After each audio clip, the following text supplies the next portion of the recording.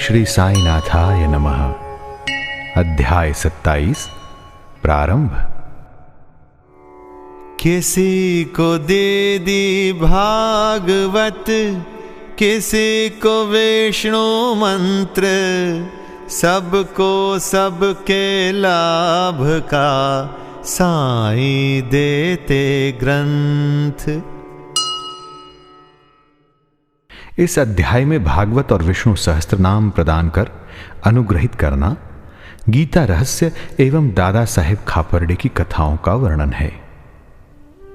श्री साईं बाबा ने किस प्रकार धार्मिक ग्रंथों को कर स्पर्श से पवित्र कर अपने भक्तों को पारायण के लिए देकर अनुग्रहित किया तथा और भी अन्य कई घटनाओं का उल्लेख किया गया है।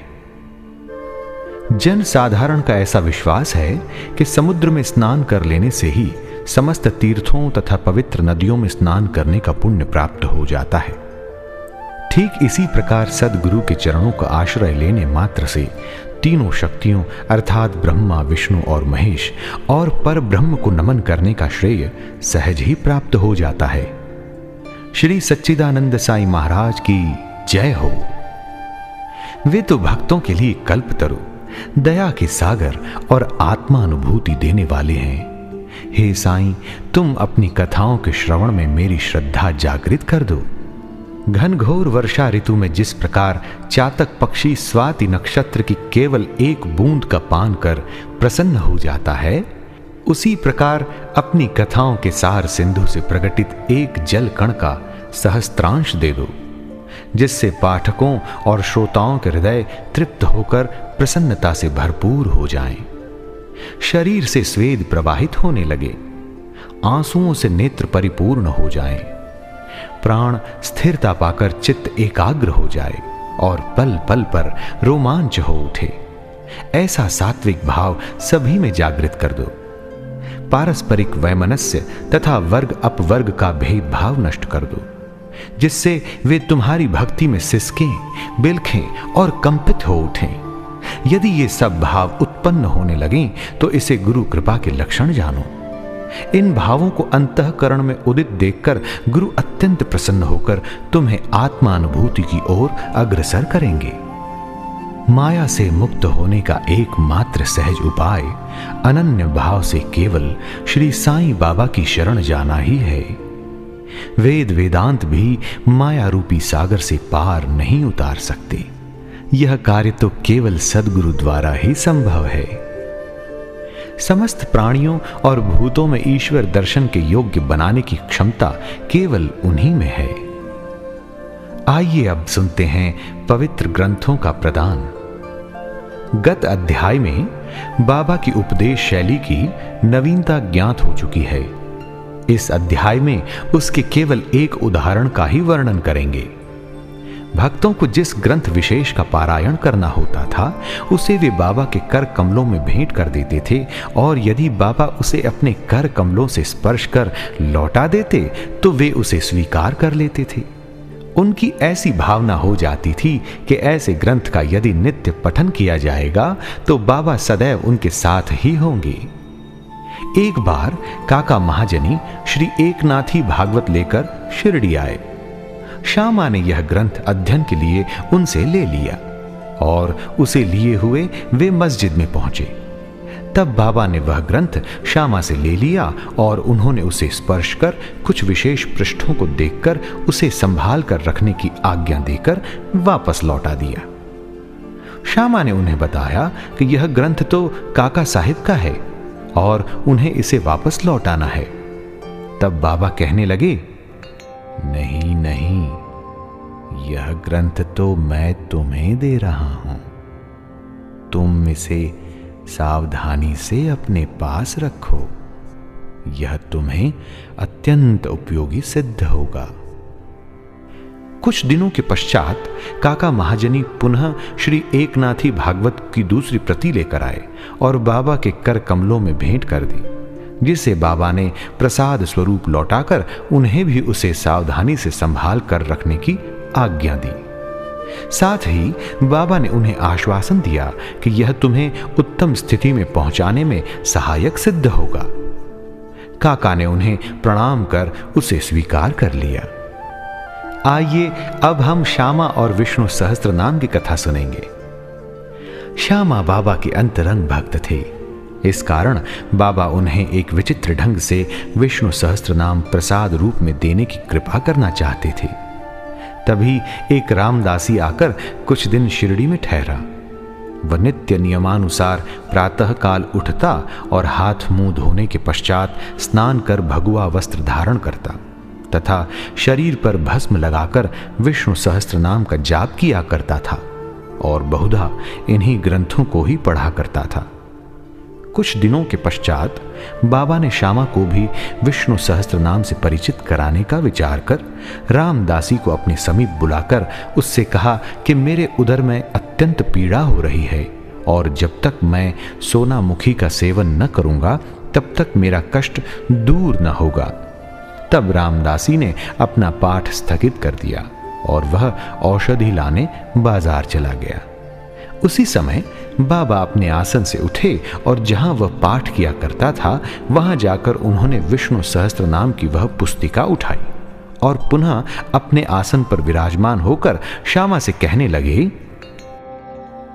यह पुस्तक अमूल्य और मनोवांछित फल देने वाली है, इसलिए मैं तुम्हें इसे प्रदान कर रहा हूं ताकि तुम इसका नित्य पठन करो।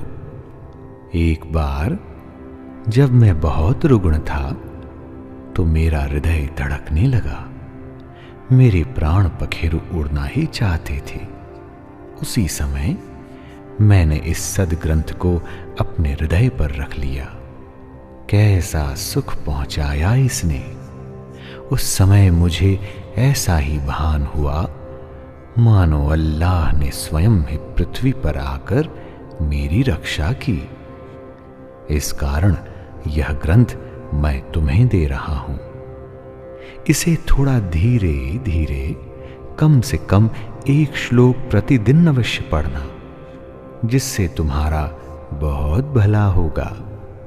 तब श्यामा कहने लगे, मुझे इस ग्रंथ की आवश्यकता नहीं, क्योंकि इसका स्वामी रामदासी एक पागल, हठी और अति क्रोधी व्यक्ति है, जो व्यर्थ ही अभी आकर लड़ने को तैयार हो जाएगा। अल्प शिक्षित होने के नाते मैं संस्कृत भाषा में लिखित इस ग्रंथ को पढ़ने में भी असमर्थ हूं। श्यामा की धारणा थी कि बाबा मेरे और रामदासी के बीच मनमुटाव करवाना चाहते हैं, इसलिए ही उन्होंने ये नाटक रचा है। बाबा का विचार उनके प्रति क्या था, क्या उनकी समझ में न आया? बाबा ये इनके इन प्रकारेण विष्णु सहस्त्र नाम उसके कंठ में उतार देना चाहते थे। वे तो अपने एक अल्प शिक्षित अंतरंग भक्त को सांसारिक दुखों से मुक्त कर देना चाहते थे। ईश्वर नाम के जाप का महत्व तो सभी को विदित ही है, जो हमें पापों से बचाकर कुवृत्तियों से हमारी रक्षा कर जन्म तथा मृत्यु के बंधन से छुड़ा देता है। यह आत्मशुद्धि के लिए एक उत्तम साधन है, जिसमें न किसी सामग्री की आवश्यकता है और न किसी नियम के बंधन की। इससे सुगम और प्रभावकारी साधन अन्य कोई नहीं।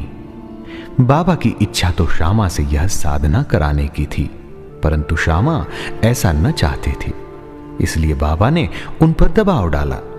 ऐसा बहुधा सुनने में आया है कि बहुत पहले श्री एकनाथ महाराज ने भी अपने एक पड़ोसी ब्राह्मण से विष्णु सहस्त्र नाम का जाप करने के लिए आग्रह कर उसकी रक्षा की थी। विष्णु सहस्त्र नाम का जाप चित्त शुद्धि के लिए एक श्रेष्ठ तथा सरल मार्ग है। इसीलिए बाबा ने श्यामा को अनुरोध पूर्वक इसके जाप में प्रवृत्त किया। रामदासी बाजार से तुरंत सोनामुखी लेकर पहुंचा। अन्ना चिंचणीकर जो वहीं उपस्थित थे, प्रायः पूरे नारद मुनि ही थे, और उन्होंने उक्त घटना का संपूर्ण वृत्तांत रामदेसी को बता दिया।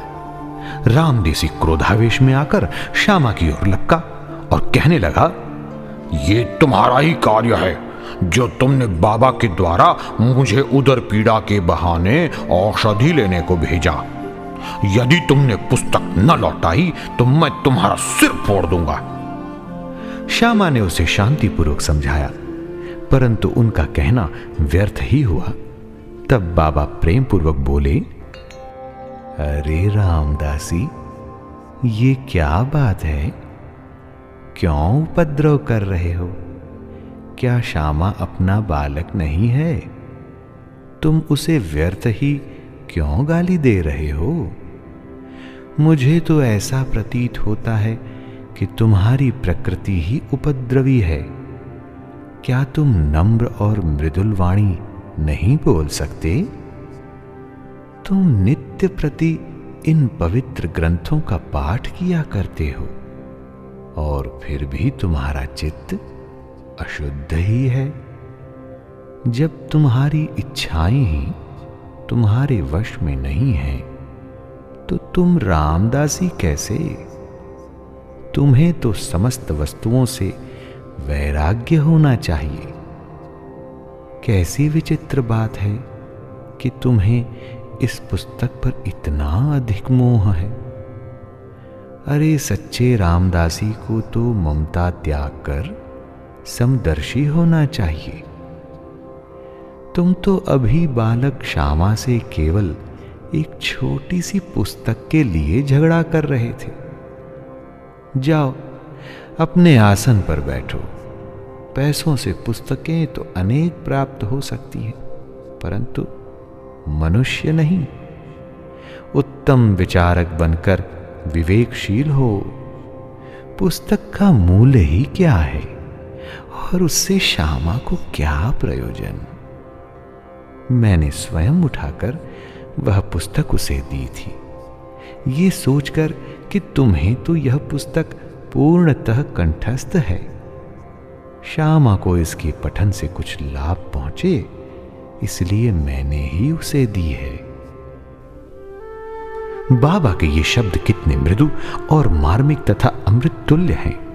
इनका प्रभाव रामदासी पर पड़ा। वह चुप हो गया तथा फिर श्यामा से बोला, मैं इसके बदले में पंचरत्नी गीता की एक प्रति स्वीकार कर लूंगा। तब श्यामा भी प्रसन्न होकर कहने लगे, एक ही क्यों, मैं तो तुम्हें इसके बदले में 10 प्रतियां देने को तैयार हूं। इस प्रकार यह विवाद तो शांत हो गया, परंतु अब प्रश्न ये आया कि रामदासी ने पंचरत्नी गीता के लिए एक ऐसी पुस्तक जिसका उसे कभी ध्यान भी न आया था, इतना आग्रह क्यों किया?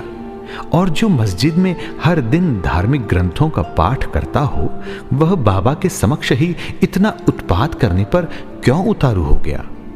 हम नहीं जानते कि इस दोष का निराकरण कैसे करें और किसे दोषी ठहरावें। हम तो केवल इतना ही जान सके कि यदि इस प्रणाली का अनुसरण न किया गया होता तो विषय का महत्व और ईश्वर नाम की महिमा तथा श्यामा को विष्णु सहस्त्र नाम के पठन का शुभ अवसर ही प्राप्त न होता। इससे यही प्रतीत होता है कि बाबा के उपदेश की शैली और उसकी प्रक्रिया अद्वितीय है। श्यामा ने धीरे धीरे इस ग्रंथ का इतना अध्ययन कर लिया कि उन्हें इस विषय का इतना ज्ञान हो गया कि वह श्रीमान बूटी साहिब के दामाद प्रोफेसर जी नार के MA को भी उसका यथार्थ अर्थ समझाने में पूर्ण सफल हुए। आइए अब गीता रहस्य के बारे में जानें। ब्रह्म विद्या अर्थात अध्यात्म, इसका जो भक्त अध्ययन करते हैं उन्हें बाबा सदैव प्रोत्साहित करते थे। इसका एक उदाहरण है कि एक समय बापू साहेब जोग का एक पार्सल आया जिसमें श्री लोकमान्य तिलक कृत गीता भाष्य की एक प्रति थी, जिसे कांख में दबाए हुए वे मस्जिद में आए। जब वे चरण वंदना के लिए झुके तो वह पार्सल बाबा के श्री चरणों पर गिर पड़ा। तब बाबा उनसे पूछने लगे, इसमें क्या है? श्री जोग ने तत्काल ही पार्सल से वह पुस्तक निकालकर बाबा के कर कमलों में रख दी। बाबा ने थोड़ी देर उसके कुछ पृष्ठ देखकर जेब से 1 रुपया निकाला और उसे पुस्तक पर रखकर जोग को लौटा दिया और कहने लगे, इसका ध्यान पूर्वक अध्ययन करते रहो, इससे तुम्हारा कल्याण होगा। आइए इसके बाद श्रीमान और श्रीमती खापर्डे की एक कथा सुने। एक बार श्री दादा साहेब खापर्डे सकुटुंब शिरडी आए और कुछ मास वहीं ठहरे। उनके ठहरने के नित्य कार्यक्रम का वर्णन श्री साईं लीला पत्रिका के प्रथम भाग में प्रकाशित हुआ है। दादा कोई सामान्य व्यक्ति न थे। वे एक धनाढ़ और अमरावती के सुप्रसिद्ध वकील तथा केंद्रीय धारा सभा दिल्ली के सदस्य थे। वे विद्वान और प्रवीण वक्ता भी थे। इतने गुणवान होते हुए भी उन्हें बाबा के समक्ष मुंह खोलने का साहस न होता था। अधिकांश भक्तगण तो बाबा से हर समय अपनी शंका का समाधान कर लिया करते थे।